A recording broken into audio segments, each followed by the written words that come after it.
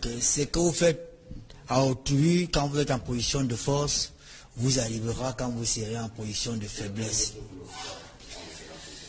Monsieur Jean-Pierre Amougou-Belinga, bonsoir. Bonsoir, monsieur Obama. Comment vous allez?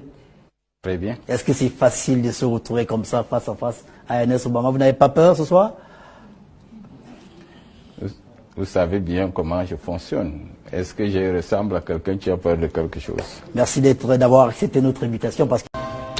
Ouvrons ce journal justement par ce fait d'actualité, l'interpellation ce matin au siège du groupe L'Anecdote et de Vision 4 de Ernest Obama, directeur de cette chaîne de télévision il n'y a pas longtemps, interpellé par les éléments de la gendarmerie nationale à la suite d'une procédure qui se poursuit d'ailleurs avec l'exploitation des forces et les éléments compétents de la gendarmerie nationale. Une interpellation qui évoque en tout cas plusieurs chefs d'accusation. De plus en plus, on parle d'abus de confiance, de haute trahison, entre autres éléments déjà obtenus des premiers résultats de l'enquête. Salamatou Badian. Tout est allé très vite ce 18 juin au siège du groupe de médias L'Anecdote. Rien ne présageait une telle ambiance. Un balai inhabituel de véhicules de gendarmerie pour procéder à l'arrestation de Dieudonné Ernest Obama Nana, ancien directeur de Vision 4 et ancien directeur des rédactions du journal L'Anecdote. Les motifs sont assez graves. Abus de confiance, haute trahison, entre autres. L'interpellation menée par la brigade territoriale des Foulanes se déroule dans le respect des règles juridiques. Quelques objets sont temporairement saisis.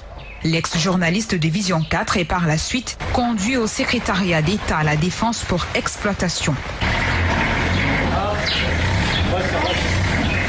Ernest Obama est soupçonné d'avoir fomenté des coups bas en complicité avec des hautes personnalités de la République pour mettre à mal son employeur Jean-Pierre Amougou-Belinga au moment où ce dernier gagne de plus en plus en notoriété dans le monde des affaires en Afrique centrale. Il se dit d'ailleurs que des journaux financés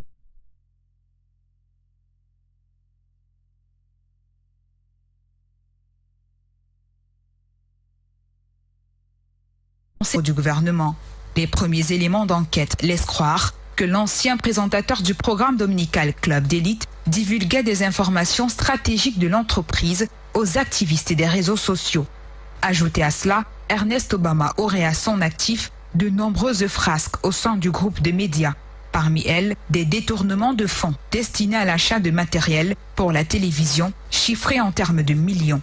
Pourtant, Jean-Pierre Amougou-Belinga, dans sa magnanimité légendaire, avait placé sa pleine confiance en lui. Une haute confiance qui aura permis à Ernest Obama d'être présent dans tous les grands voyages aux côtés du PDG du groupe L'Anecdote.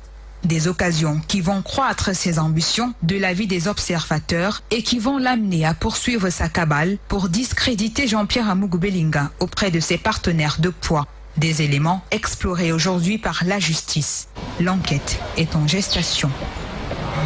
On parle justement dans la suite de cette affaire d'une exploitation du côté des forces et les éléments spécialisés de la gendarmerie nationale. C'est donc une affaire à suivre.